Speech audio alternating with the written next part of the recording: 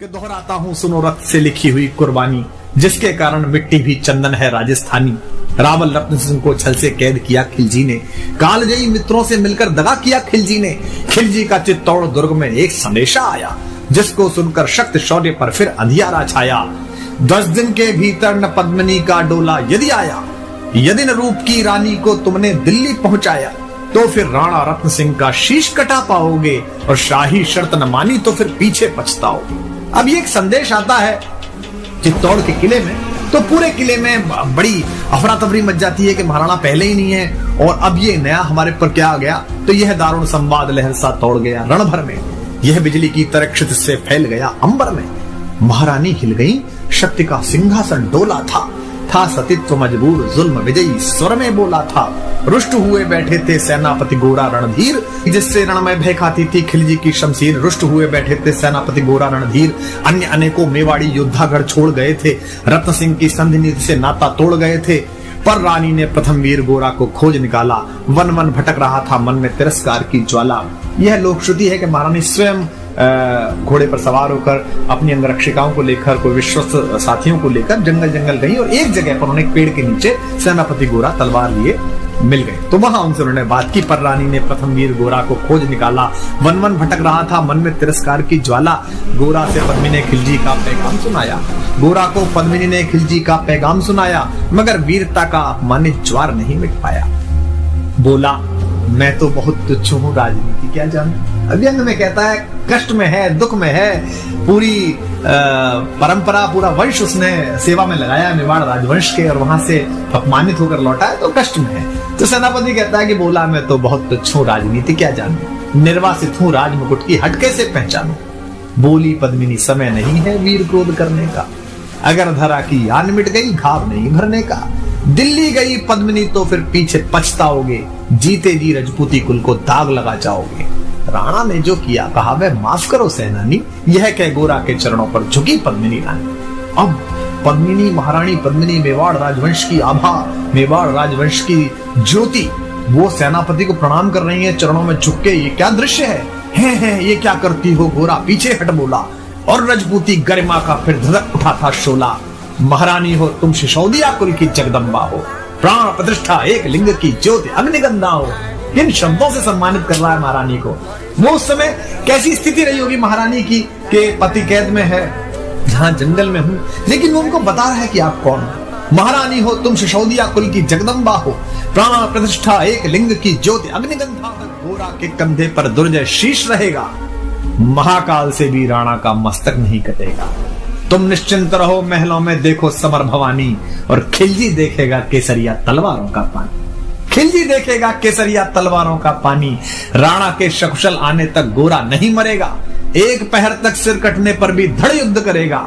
एक लिंग की शपथ, महाराणा वापस आएंगे, महाप्रलय के घोर प्रबंधन भी न रोक पाएंगे। शब्द शब्द मेवाड़ी सेनापति का था तूफानी, और शंकर के डमरू में जैसे जागी वीर भवानी, जिसके कारण मिट्टी भी चंदन है राजस्थानी। दोहराता हूँ सुनो रक्त से लिखी हुई कुर्बानी। गोरा का आदेश हुआ, सज गए 700 डोले, और बांकुरे बादल से गोरा सेनापति बोले, खबर भेज दो, खिलजी पर पद्मिनी स्वयं आती है, अन्य 700 सखियां भी वो संग लिए आती है। स्वयं पद्मिनी ने बादल का कुमकुम तिलक किया था, दिल पर पत्थर रखकर भीगी आंखों से विदा किया था। एक युवा तेजस्वी योद्धा और मातृवत मां पद्मिनी ने जब उसे विदा किया होगा, दृश्य देखिए। और 700 सैनिक जो यम से भी भिड़ सकते थे, हर सैनिक सेनापति था, लाखों से लड़ सकते थे, एक एक कर बैठ गए, सज गई डोलियां पल में। मर मिटने की होड़ लग गई मेवाड़ी दल में, मर मिटने की होड़ लग गई थी मेवाड़ी दल में। हर डोली में एक वीर था, 4 उठाने वाले, पांचों ही शंकर के गण की तरह समर मत वाले। पांचों ही अपने आप में अद्भुत थे। बजा कूच शंख सैनिकों ने जयकारी लगाई, हर हर महादेव की ध्वनि से दशों दिशा लहराई। गोरा बादल के अंतस में जगी ज्योति की रेखा, मातृभूमि चित्तौड़ दुर्ग की ओर फिर जी भर कर देखा। मातृभूमि चित्तौड़ दुर्ग को फिर जी भर कर देखा। कर अंतिम प्रणाम घोड़ों पर चढ़े सुभग अभिमानी। उन्हें पता है कि वो जहां जा रहे हैं वहां से जीवित वापस आना बहुत मुश्किल है। कर अंतिम प्रणाम घोड़ों पर चढ़े सुभट अभिमानी, देशभक्ति की निकल पड़े लिखने को अमर कहानी। जिसके कारण मिट्टी भी चंदन है राजस्थानी, दोहराता हूँ सुनो रक्त से लिखी हुई कुर्बानी। जा पहुंचे डोलियां एक दिन खिलजी की सरहद में, उधर दूत भी जा पहुंचा खिलजी के रंग महल में। बोला शहंशाह पद्मिनी मलिका बनने आई है, रानी अपने साथ हुस्न की कलियां भी लाई है, एक मगर फरियाद फकत उसकी पूरी करवा दो, राणा रत्न सिंह से केवल एक बार मिलवा दो। खिलजी उछल पड़ा यह कह फौरन हुक्म दिया था, खिलजी उछल पड़ा यह कह फौरन हुक्म दिया था, बड़े शौक से मिलने का शाही फरमान दिया था। वह शाही फरमान दूत ने गोरा तक पहुंचाया, गोरा झूम उठे क्षण बादल को पास बुलाया।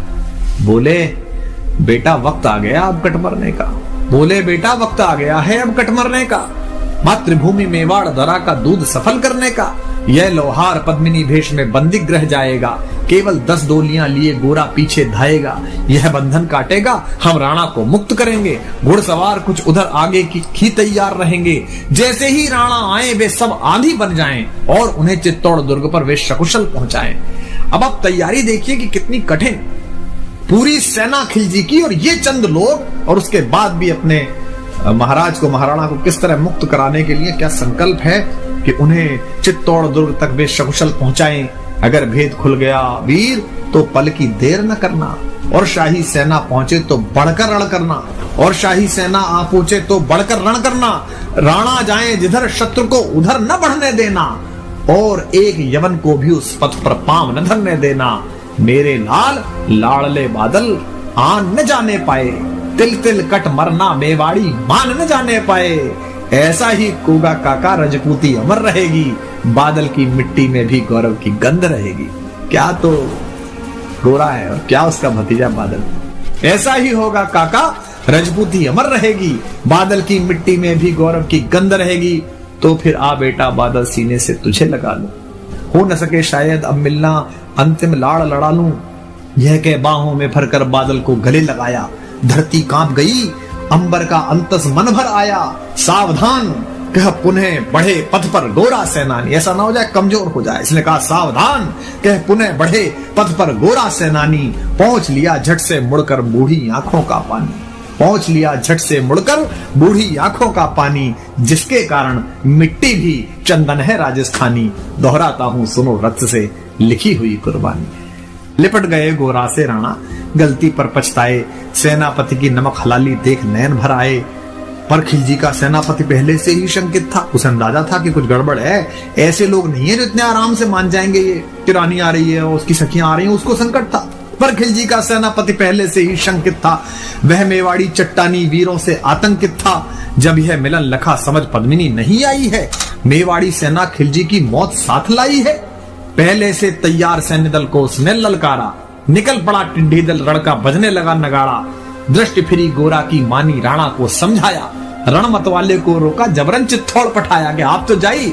राणा चले तभी शाही सेना लहरा कर आई। राणा इधर चले, उधर से शाही सेना को संकेत हुआ, कह रही है तो राणा को इन्होंने मुक्त करा लिया। राणा चले तभी शाही सेना लहरा कर आई, खिलजी की लाखों नंगी तलवारें पड़ी दिखाई। खिलजी ललकारा दुश्मन को भाग न जाने देना, रत्न सिंह का शीश काटकर ही वीरो दम लेना। टूट पड़ो मेवाड़ी शेरों बादल सिंह ललकारा, हर हर महादेव का गर्जा नववेदी जयकारा। निकल डोलियों से मेवाड़ी बिजली लगी चमकने, काली का खप्पर भरने तलवारें लगी खटकने। वही जो सब बैठ के आई थी सखियों के वेश में, जो सबक सेनापति आए थे, जो सेना नायक आए थे, वो लड़ मरे। राणा के पथ पर शाही सेनापति तनिक बढ़ा था, पर उस पर तो गोरा हिमगिरी सा अड़ा खड़ा था। कहा जफर से एक कदम भी आगे बढ़ न सकोगे, यदि आदेश न माना तो कुत्ते की मौत मरोगे। रत्न सिंह तो दूर न उनकी छाया तुम्हें मिलेगी, दिल्ली की भीषण सेना की होली यही चलेगी। यह कह महाकाल बनकर गोरा रण में हुंकारा, लगा काटने शीश समर में बही रक्त की धारा। खिलजी की असंख्य सेना से गोरा घिरे हुए थे, पर वे मानो रण में मृत्युंजय बने हुए थे। इतने सारे सैनिक और एक योद्धा, पुण्य प्रकाशित होता है जैसे अगणित पापों से, फूल खिला रहता असंख्य कांटों के संतापों से। वो मेवाड़ी शेर अकेला लाखों से लड़ता था, बड़ा जिस तरफ वीर उधर ही विजय मंत्र पढ़ता था। इस भीषण रण से दहली थी दिल्ली की दीवारें, गोरा से टकरा कर टूटी खिलजी की तलवारें। मगर कयामत देख अंत में छल से काम लिया था, गोरा की जंघा पर अरि ने छिपकर वार किया था, पैर पर तलवार मार दी। जो ही गिरे वीरवर गोरा जफर सामने आया। शीश उतार दिया धोखा देकर मन में हर्ष आया। मगर वाहरे मेवाड़ी गोरा का धड़ भी दौड़ा, किया जफर पर वार की जैसे सिर पर गिरा हथौड़ा। एक बार में ही शाही सेनापति चीर दिया था, जफर मोहम्मद को केवल धड़ ने निर्जीव किया था। जब उनके शीश समरभूमि में उतरते थे, वे ऐसे लोग थे जिनके कबंध लड़ते थे, तो उनका कबंध उनका धड़ लड़ रहा। जफर मोहम्मद ज्यों ही जफर कटा, शाही सेना का साहस लर्जा, काका का धड़ लख बादल सिंह महारुद्र सा गरजा। अरे कायरो नीच बांगड़ो छल में रण करते हो, किस बूते पर जवा मर्द बनने का दम भरते हो। यह कहकर बादल उस क्षण बिजली बनकर टूटा था, मानो अंबर से धरती पर अग्निशिरा छूटा था। ज्वालामुखी फटा हो जैसे दरिया हो तूफानी, सदियों दोहराएंगी बादल की रणरंग कहानी। क्या पंडित जी ने क्या उत्तम शब्द इस्तेमाल किया है, सदियों दोहराएंगी बादल की रणरंग कहानी। अरिका भाला लगा पेट में आते निकल पड़ी थी, जख्मी बादल पर लाखों तलवारें खिंची खड़ी थी। कसकर बांध लिया हाथों को केसरिया पगड़ी से, पेट फट गया और पगड़ी उतारी और इस पर बांधी। रंचक डिगा न वह प्रलयंकर सम्मुख मृत्यु खड़ी से। अब बादल तूफान बन गया, शक्ति बनी फौलादी, मानो खप्पर लेकर मैं रण में लड़ती हो आजादी। उधर वीरवर गोरा का धड़ अरिदल काट रहा था, और इधर बादल लाशों से भूतल पाट रहा था। आगे पीछे दाएं बाएं जमकर लड़ी लड़ाई, उस क्षण समर भूमि में लाखों बादल पड़े दिखाई। मगर हुआ परिणाम अंत में वही कि जो होना था, उनको तो कण कण अरियों के शोणित में धोना था। मेवाड़ी सीमा में राणा सकुशल पहुंच गए थे, गोरा बादल तिल तिल कट कर रण में खेत रहे थे। एक एक कर मिटे सभी मेवाड़ी वीर सिपाही, रत्न सिंह पर लेकिन रंचक आंच न आने पाई। गोरा बादल के शव पर भारत माता रोई थी। क्या युद्ध है। गोरा बादल के शव पर भारत माता रोई थी, उसने अपनी दो ज्वलंत प्यारी मणियां खोई थी। धन्य धरा मेवाड़, धन्य गोरा बादल अभिमानी, जिनके बल से रहा पद्मिनी का सतत्व अभिमानी। धन्य धरा मेवाड़, धन्य गोरा बादल बलिदानी, जिनके बल से रहा पद्मिनी का सतत्व अभिमानी, जिनके कारण मिट्टी भी है चंदन राजस्थानी। दोहराता हूँ, सुनो रक्त से लिखी हुई कुर्बानी। दोहराता हूँ।